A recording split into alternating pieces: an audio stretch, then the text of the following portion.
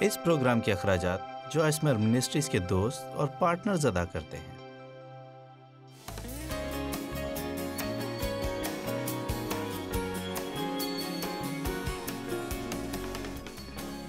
میں آپ سے ایک سوال پوچھتی ہوں، کیا آپ کبھی دل شکنی کا شکار ہوتے ہیں؟ وہاں پر دو لوگ، آپ میں سے کتنے ہیں جو بہت آسانی سے دکھی ہو جاتے ہیں؟ میں جانتی ہوں یہ سب خواتین ہوں گی، آپ جانتے ہیں بہت کم ہوگا کہ کوئی مرد اس طرح کا ہو۔ عام طور پر خواتین ہی ایسی ہوتی کیونکہ ہم جذبات سے بھری ہوئی ہوتی ہیں، اسی لیے ہمارے پاس دل شکنی کے بہت سے مواقع ہو سکتے ہیں۔ میرا کلام سننے کے بعد ایک خاتون نے بتایا کہ اس نے گنا کہ ایک ہفتے میں اسے کتنے موقعوں پر دل شکنی ہوئی، اور اس کی فہرست میں 40 چیزیں تھیں۔ ہو سکتا ہے کہ آپ آج شام اس عمارت سے نکلنے سے پہلے دل شکنی کا شکار ہوں۔ میرا مطلب ہے کہ یہ ایک سچائی ہے کہ آپ کسی حیرت انگیز مسیحی کو جانتے ہو جس نے پہلے یہاں ہمیں محبت پر کلام دیتے سنا ہو، اور آج پارکنگ میں اس نے کسی کو گاڑی کے نیچے تقریباً راؤنڈ ہی ڈالا۔ اب فیصلہ آپ کو کرنا ہے کہ یہ یقین کریں کہ انہوں نے آپ کو دیکھا ہی نہیں، جبکہ آپ سوچتے ہیں کہ ایسا نہیں ہے، لیکن آپ یقین کریں گے کہ ایسا نہیں تھا۔ آپ پرسکون رہیں گے کیونکہ اسی میں آپ کی قوت ہے۔ آپ نے سنا میں نے کہا کہ پرسکون رہنے میں آپ کی قوت ہے۔ دوسرے لوگ باہر جو کچھ کرتے ہیں ان پر نہ تو میں اختیار رکھ سکتی ہوں اور نہ ہی آپ، لیکن خدا نے ہمیں تربیت اور خود پر قابو رکھنے کی روح بخشی ہے تاکہ حقیقتاً اگر ہم چاہیں تو خدا کی مدد سے خود پر اختیار رکھ سکیں، اگر ہم چاہتے ہیں تو۔ آمین۔ لہٰذا اس ہفتے میں آپ سے لڑائی جھگڑے اور دل شکنی کے متعلق بات کروں گی، اور میرا ایمان ہے کہ دونوں بدروہیں ہیں جو جہنم سے بھیجی جاتی ہیں تاکہ ہمارے مسا کو چرا لے جائیں، خدا کی برکتیں چرا لیں، ہمارا سکون چرا لیں۔ بائبل میں دوسروں کی دل آزاری نہ کرنے اور خود ناراض نہ ہونے سے متعلق بہت سے خوبصورت حوالے ہیں۔ سچائی کا سامنا کرنے سے خفا نہ ہونا، مشکلات سے نہ گھبرانا، بلکہ میں تو خود سے ناراض نہ ہونے کے بارے میں بھی تعلیم دوں گی۔ آپ کہیں گے میں خود کو کیسے ناراض کر سکتی ہوں؟ میں اس بات پر واپس آؤں گی اور آپ جان جائیں گے۔ جب میں نے اور ڈیو نے یہ خدمت جو اب ہے شروع کی تو 5 سال تک میں نے گھر پر بائبل اسٹڈی کروائی، پھر 5 سال تک ایک اور چرچ میں کام کیا، لیکن اب 30 سال سے ہمیں یہ اعزاز حاصل ہے کہ اس خدمت کو شروع کر کے بڑھا رہے ہیں۔ جب میں نے اس خدمت کا آغاز کیا تو 3 چیزیں تھیں جو خدا نے میرے دل میں ڈالی۔ میں نے محسوس کیا کہ بڑی وضاحت سے اس نے کہا کہ اگر تو یہ چیزیں کرے گی تو میں تجھے برکت دوں گا، اور ان میں سے ایک تھی اپنی زندگی سے جھگڑے کو دور رکھنا۔ اور میں نے دیکھا ہے کہ اگر میں حقیقی طور پر جھگڑے کو اپنی زندگی سے دور رکھنا چاہتی ہوں تو اس کے لیے مجھے محنت کرنا ہوگی، اور چاہے کوئی اور ایسا نہ کرے، صلح کرنے میں پہل مجھے ہی کرنی ہوگی۔ اور آپ جتنا زیادہ اس طرح کرتے ہیں اتنا ہی آسان ہوتا جاتا ہے، کیونکہ جتنا آپ تلخی، پچھتاوے، ناراضگی، غصے اور معاف نہ کرنے، جھگڑے اور دل شکنی کے ساتھ رہنے سے انکار کریں گے، اتنا ہی آپ محسوس کریں گے کہ یہ سب بیکار ہے، اور نہ تو یہ آپ کے مسائل حل کرتے ہیں اور نہ ہی لوگوں کو تبدیل کرتے ہیں۔ میرا مطلب ہے جس کسی نے آپ کی دل آزاری کی ہو اس پر غصہ کرنا ایسا ہی ہے کہ آپ اس امید پر زہر کھائیں کہ آپ کا دشمن مر جائے گا۔ ایسا کر کے آپ انہیں کوئی تکلیف نہیں دیتے بلکہ صرف خود کو تکلیف دیتے ہیں۔ اس نے کہا کہ جھگڑے کو اپنی زندگی سے دور رکھو، اور میں جانتی ہوں کہ اگر میں باقی 2 آپ کو نہ بتاؤں تو آپ میرے آفس میں لکھیں گے کہ باقی 2 کیا تھے۔ لہٰذا وہ کہتا ہے جو کچھ بھی کرو اسے بہترین طریقے سے کرو، اور ہمیشہ ایسی شخصیت بنو جس کے قول و فعل میں تضاد نہ ہو۔ اور میں سمجھتی ہوں کہ تینوں بہت ضروری ہیں اور اہم ہیں، لیکن جھگڑے کو اپنی زندگی سے دور رکھنا بہت بہت ضروری اور اہم ہے۔ اور کبھی شروع میں آپ کو لگے گا کہ یہ تو ایک کل وقتی کام ہے، کیونکہ اگر آپ ایسا کرنے میں اچھے نہیں ہیں، اگر آپ اس میں کمزور ہیں، تو ابلیس ہمیشہ یہ کوشش کرے گا کہ کوئی نہ کوئی راستہ نکال کر آپ کو بھڑکائے اور آپ کو پریشان کرے۔ میں ہمیشہ یہ کہتی ہوں کہ ابلیس ہر وقت ہمیں پریشان کرنے کو تیار رہتا ہے۔ وہ جانتا ہے کہ کون سے بٹنوں کو اور کس وقت دبانا ہے کہ آپ کو تنگ کرے۔ میں نہیں جانتی کہ ابھی تک آپ اسے سمجھ گئے ہیں یا نہیں، لیکن جب بھی آپ کلام سننے کو تیار ہوتے ہیں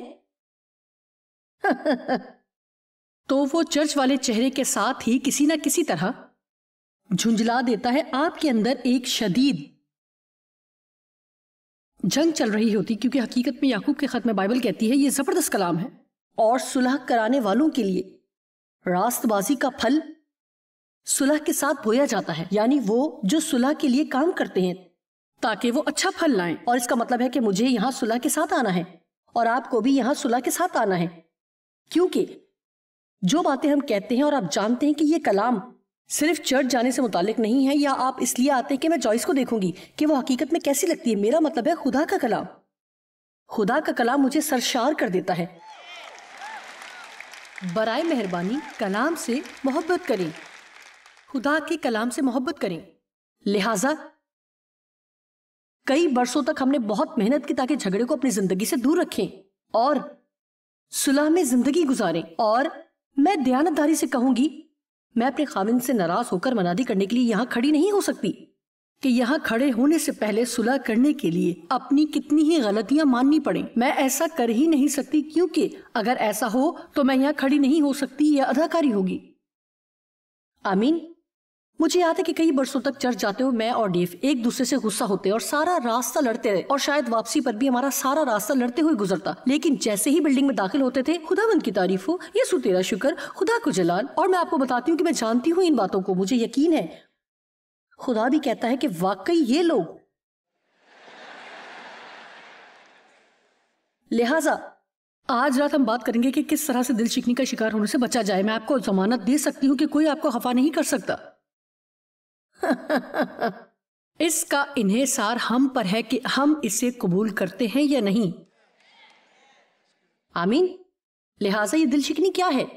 اس کا انگریزی لفظ آفنس، یونانی لفظ اسکینڈلون سے نکلا ہے اور نہایت ہی دلچسپ لفظ ہے. اصل میں یہ کسی پھندے کے اس ایک چھوٹے سے حصے کو بیان کرتا ہے جس پر چارہ لگایا جاتا ہے، جو جانور کو ورغلا کر اسے پھندے میں پھنساتا ہے. آپ جانتے ہیں کہ جانور بغیر کسی چارے کے اس پھندے میں نہیں جائے گا. آپ کو اسے ورغلانا پڑتا ہے کہ یہ اچھا لگے، خوشبو اچھی ہو یا کچھ بھی. آپ جانتے ہیں باغ عدن میں شیطان نے ہوا کو پھنسایا. اس نے اسے کیا چارہ ڈالا؟ کہ کچھ ایسا ہے جو خدا جانتا ہے اور تم نہیں جانتی ہو.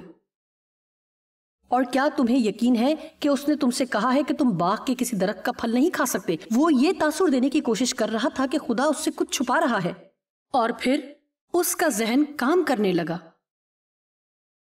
اور میں آپ کو بتاتی ہوں کہ جب آپ خود کو بہت عقل مند سمجھ کر سوچتے ہیں اور امتیاز اور پرکھ کو استعمال نہیں کرتے، تو آپ اندر داخل ہونے سے پہلے ہی باہر جانے کے راستے پر ہیں. کیونکہ اگر آپ یہ سوچتے ہیں کہ آپ کو دھوکہ دینے کے لیے شیطان دن رات کام نہیں کرتا، تو وہ ایسا کرتا ہے، وہ واقعی ایسا ہی کرتا ہے. لیکن کیا آپ جانتے ہیں کہ ہم اس سے زیادہ ذہین ہیں، کیونکہ ہم میں مسیح کا ذہن ہے اور ہم خدا کے کلام کی سچائی کو جانتے ہیں.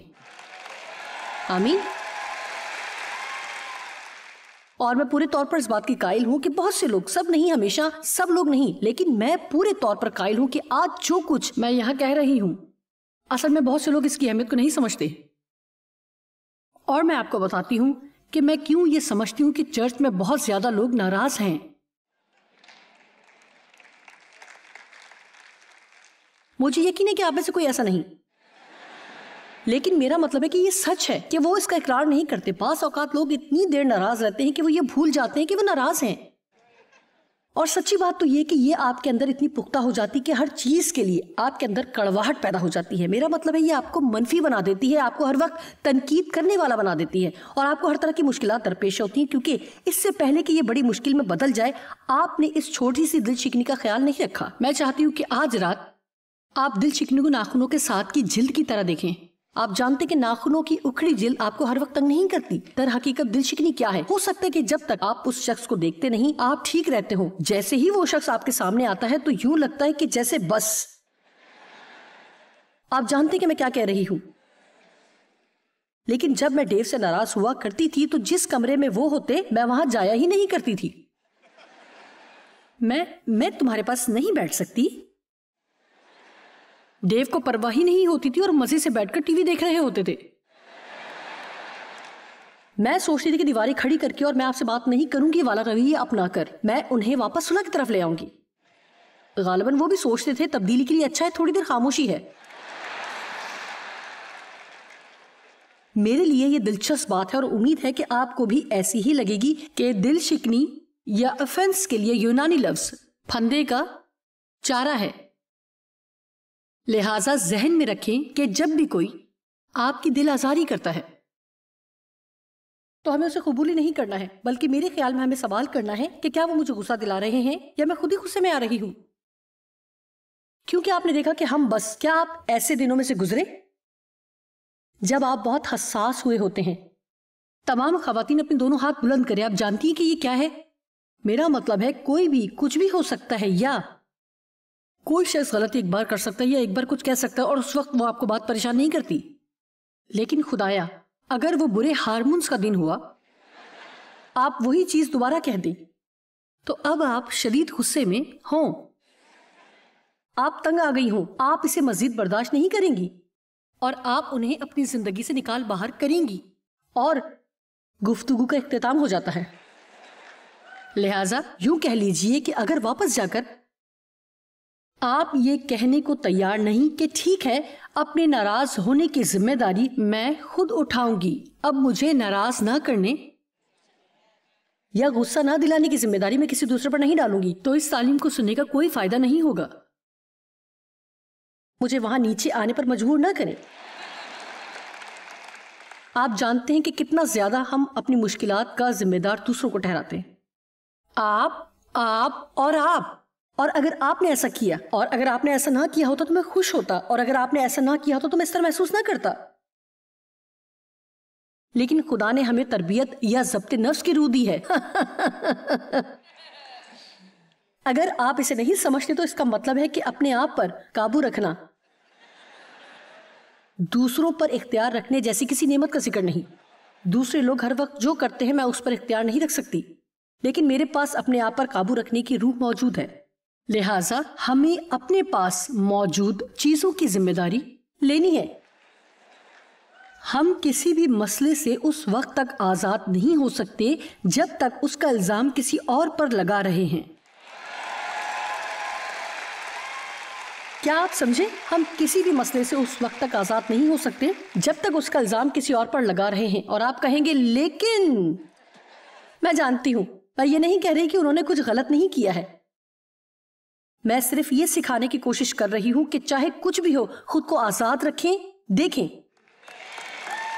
میں یہ سکھانے کی کوشش کروں کہ چاہے دوسرے کچھ بھی کریں آپ کیسے آزاد رہ سکتے ہیں، کیونکہ سب کا لبے لباب کہ اگر آپ کو اس بات کی فکر نہیں کہ اپنی زندگی کو کیسے گزاریں کہ اس سے لطف اندوز ہو سکیں، تو شاید کوئی اور بھی آپ کے لیے ایسا نہ کر سکے. اب وقت ہے کہ اپنے لیے اٹھ کھڑے ہوں اور کہیں میں مزید کسی بندھن میں نہیں رہوں گی. اور اس کا یہ مطلب بھی نہیں ہے کہ ہم اپنی مرضی پر چلیں گے، جو کچھ ہے اسی کو پکڑے رکھیں گے اور جو چاہیں گے وہی کریں گے، بلکہ اس کا مطلب ہے کہ آپ ذمہ داری لیں گے کہ مزید اس بے وقوفی پر نہیں چلیں گے، کیونکہ ابلیس یہی سب کچھ چاہتا ہے.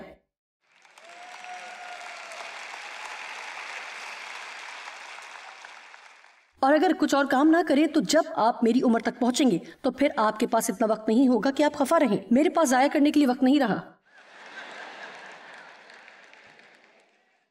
جان بیویر نے ایک عظیم کتاب لکھی ہے، شیطان کے پھندے کا چارہ، اور یہ وہ چارہ ہے جسے دشمن استعمال کرتا ہے. وہ اور مختلف چیزوں کو بھی استعمال کرتا ہے جو آپ کے دماغ اور جذبات کو ہلا کر رکھ دیں. اور یہ چارہ استعمال کر کے ابلیس ہمیں ساری زندگی کڑواہٹ، خفگی، معاف نہ کرنے، دل شکنی، نفرت اور انتقام میں الجھائے رکھتا ہے. لہٰذا یہ ناخن کی اکھڑی ہوئی جلد کی طرح شروع ہوتا ہے. آپ جانتے ہیں اگر آپ مناسب طور سے خیال نہ رکھیں تو پیپر سے لگا ہوا کٹ بھی اگر آپ اس کا خیال نہ رکھیں تو یہ خراب ہونا شروع ہو جاتا ہے اور اس میں انفیکشن ہو جاتا ہے اور یہ آپ کو بہت بڑی مشکل میں ڈال سکتا ہے. میں آپ کو بتاتی ہوں کہ اگر ہم اپنے مسائل کی اسی وقت فکر کریں جب یہ چھوٹی ہوتی ہیں، یہ بہت بہتر ہے اور یہ بھی اچھا ہے کہ اس سے پہلے کہ انہیں جڑ پکڑنے کا موقع ملے جتنی جلدی ہو سکے ان کو حل کریں. میں نے یہ سیکھا ہے کہ جتنی جلدی آپ کسی کو معاف کریں گے اتنا ہی آپ کے لیے آسان ہو جائے گا. جتنی جلدی میں بہترین کا یقین کرنے کا فیصلہ کروں گی اتنا ہی میرے لیے آسان ہوگا. میں اس مقام پر پہنچ چکی ہوں کہ اگر آپ جان بوجھ کر بھی ایسا کریں گے تو میں پرواہ نہیں کرتی، میں اچھائی پر ہی یقین کروں گی کیونکہ میں اپنا دن ضائع نہیں کرنا چاہتی.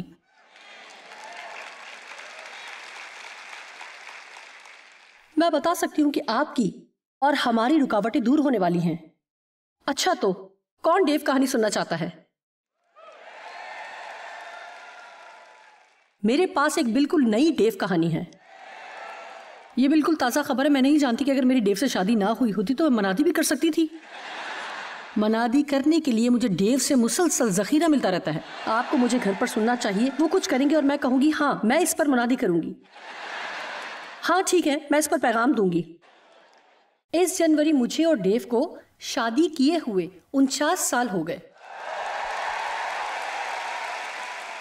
49 سال ہو گئے۔ ڈیو ایک زبردست شخص ہے لیکن وہ تحفے خریدنے والے نہیں تھے، جو ایک مسئلہ ہو سکتا ہے کیونکہ میری محبت کی ایک زبان تحفہ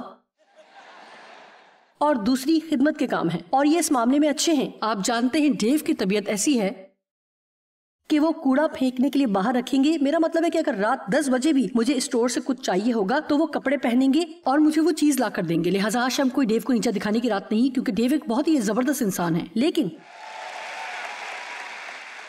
آپ جانتے ہیں کہ کس طرح سے کئی بار ہم کسی کمی پر کچھ زیادہ ہی نظریں جما لیتے ہیں اور پوری طور پر بھول جاتے ہیں کہ ان میں اچھائیاں کیا ہیں، کیونکہ ہم ان کی اس کمی کے اتنے عادی ہو چکے ہوتے ہیں کہ وہ جو کچھ بھی کرتے ہیں ہم اسے اپنا حق سمجھتے ہیں۔ آئیں اب سنیں۔ پھر یہ عادت بن جاتی ہے اور میں توقع کرتی ہوں کہ آپ ایسا کریں گے، کہ میں توقع کرتی ہوں کہ آپ برتن دھوئیں گے، کوڑا باہر پھینکیں گے۔ میں آپ سے توقع کرتی ہوں آپ ہمیشہ کرتے ہیں، لیکن اس بارے میں کیا خیال ہے؟ اس سال کسی کام کے سلسلے میں کسی وجہ سے ڈیو فلوریڈا میں تھے اور میں سینٹ لوئس میں، اور میں فلوریڈا جا رہی تھی شادی کی سالگرہ پر۔ ہم اکٹھے نہیں تھے، لہٰذا لوگ مختلف چیزیں کہہ رہے تھے کہ میں یقیناً کہہ سکتی ہوں کہ جب آپ وہاں پہنچیں گے تو ڈیو نے کچھ خاص کیا ہوگا، اور میں سوچ رہی تھی شاید نہیں۔ اور پھر لہٰذا اب مجھے کچھ کہنے دیں۔ مجھے نہیں معلوم کہ یہ 49ویں سالگرہ مجھے کیوں تنگ کر رہی تھی، کیونکہ انہوں نے نہ 45ویں سالگرہ پر کچھ کیا، نہ 46ویں، نہ 47ویں، نہ ہی 48ویں پر کچھ کیا۔ میرا مطلب ہے 50ویں تو تھی نہیں، میں انتظار کر کے 50ویں پر ناراض ہو سکتی تھی، لیکن نہیں۔ پھر بھی میں نے توقعات باندھ لی، اور آپ جانتے ہیں، اور یہ بات میں بھلائی کے لیے کہنا چاہتی ہوں اور چاہتی ہوں کہ آپ سمجھیں، بعض اوقات لوگ نہیں ہوتے جو ہمیں مایوس کرتے ہیں اور ہماری دل شکنی کرتے ہیں۔ یہ ہماری توقعات ہوتی ہیں جو ہم ان لوگوں سے لگا لیتے ہیں۔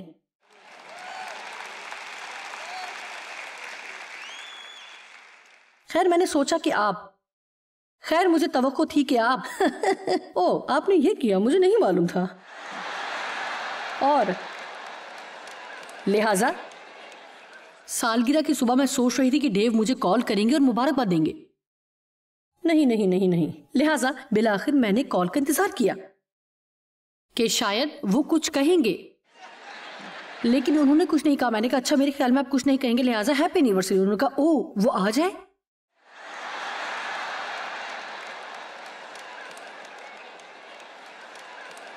اب میں نے وہ چارہ کھا لیا۔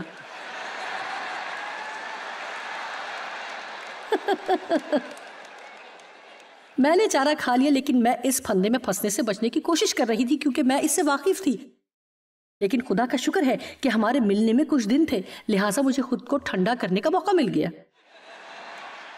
آپ میں سے کتنے جانتے ہیں کہ میں کیا بات کر رہی ہوں؟ آپ تیار ہیں؟ آپ ایسے لگ رہے ہیں جیسے او خدا لہٰذا میں نے، آپ جانتے کہ 40 سال کے بعد آپ روحانی طور پر سمارٹ ہو جاتے ہیں، لہٰذا میں نے کہا خدایا میں اس پر ناراض نہیں ہوں گی، میں جانتی ہوں کہ ڈیو مجھ سے پیار کرتے ہیں، لہٰذا میں خود کو ٹھنڈا کر رہی تھی۔ اور پھر میں نے کہا ٹھیک ہے، لیکن یہ باتیں ابھی بھی میرے ذہن میں موجود تھیں، لہٰذا جب میں وہاں پہنچی تو سوچا کہ یقیناً انہوں نے کچھ کیا ہوگا، اور اس سے پہلے کہ ہم وہاں سے روانہ ہوتے لوگوں نے پھر کہنا شروع کر دیا۔ شاید یہ میری دوست پینی تھی، اس نے کہا ڈیو نے آپ کو کیا تحفہ دیا؟ میں نے کہا کچھ نہیں۔ اس نے کہا کچھ نہیں، کچھ نہیں۔ خیر میرے کچھ بچے بھی آئے اور انہوں نے کہا ڈیڈ نے آپ کو کیا تحفہ دیا ہے، کیا انہوں نے اینیورسری پر کچھ کیا؟ میں نے کہا نہیں، اور وہ ایسے تھے.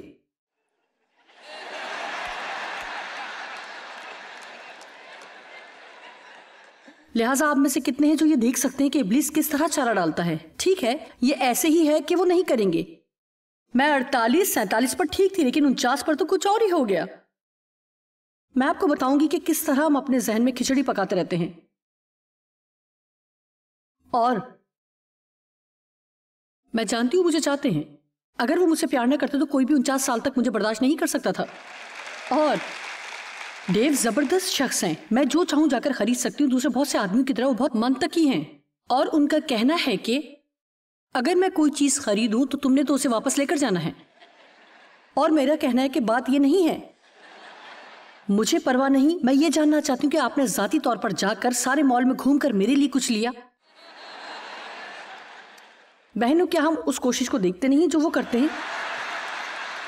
اور بھائیوں، آپ کے لیے اس میں سبق ہے.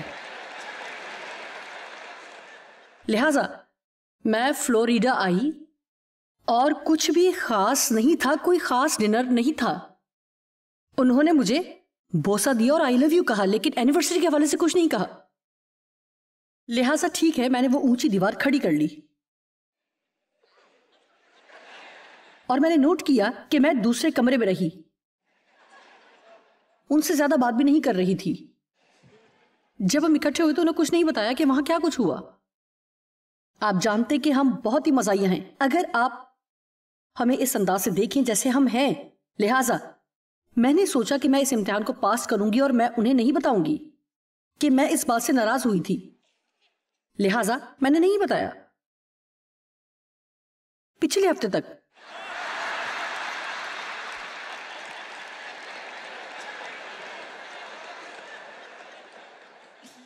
آپ میں سے کتنے جانتے کہ جب آپ اس طرح سے پھنس جاتے ہیں آپ اس وقت تک خوش نہیں ہو سکتے جب تک آپ اسے باہر نہ نکال دیں. لہٰذا میں نے کہا میرا خیال ہے کہ مجھے آپ کو یہ بتانا ہوگا. مجھے انہیں یہ بتانا ہی ہوگا کیونکہ میں نے اسٹوڈیو میں ایک پیغام ریکارڈ کروایا جس میں اس مثال کو پیش کیا، اور میں نے سوچا کہ میں خود ہی انہیں بتا دوں اس سے پہلے کہ کوئی اور انہیں بتائے. لہٰذا میں نے کہا آپ جانتے کہ ہماری شادی کی 49ویں سالگرہ. انہوں نے کہا ہاں. میں نے کہا میں آپ کو صرف یہ بتانا چاہتی ہوں کہ اس پر میرے جذبات کو بہت بری طرح ٹھیس لگی کہ آپ نے کچھ نہیں کہا، کچھ بھی نہیں کیا اور میرے لیے کچھ بھی نہیں لائے. خیر بیچارے یوں نظر آ رہے تھے جیسے میں نے ان کے سر پر مکہ مار دیا ہو. وہ بار بار کہہ رہے تھے اوہ آئی ایم سو سوری. انہیں بہت برا محسوس ہو رہا تھا اور مجھے کہنا پڑا نہیں اتنا برا محسوس نہ کریں، برا محسوس نہ کریں، کوئی بات نہیں، کوئی بات نہیں، آپ نے یہ کیا، آپ نے وہ کیا. کچھ دن کے بعد جب وہ شاپنگ پر گئے واپسی پر اپنے ساتھ سونے کے کپڑوں کا بڑا بیگ لے آئے اور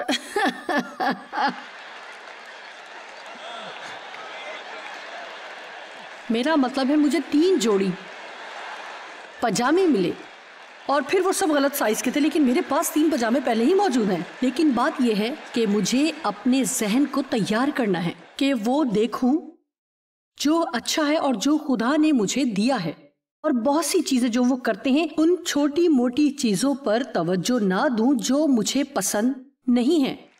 آمین. اور پھر کون اس مشورے پر عمل کرے گا؟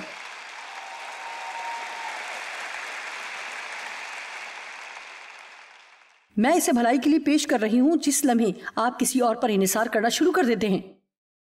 اب میں چاہتی ہوں کہ آپ اس بات کو سنیں جس لمحے آپ کسی اور پر انحصار کرنے لگتے ہیں کہ وہ آپ کو خوش رکھے تو آپ بہت بڑی مشکلوں میں پڑ جاتے ہیں. اپنی خوشی کی خود ذمہ داری لیں. خیر میری دعا ہے کہ آج جو تعلیم آپ نے خدا کے کلام میں سے سنی ہے وہ آپ کو ابھارے کہ دل شکنی کا انکار کریں اور اس کے بجائے با مقصد طور پر صلح کروانے والے بن جائیں.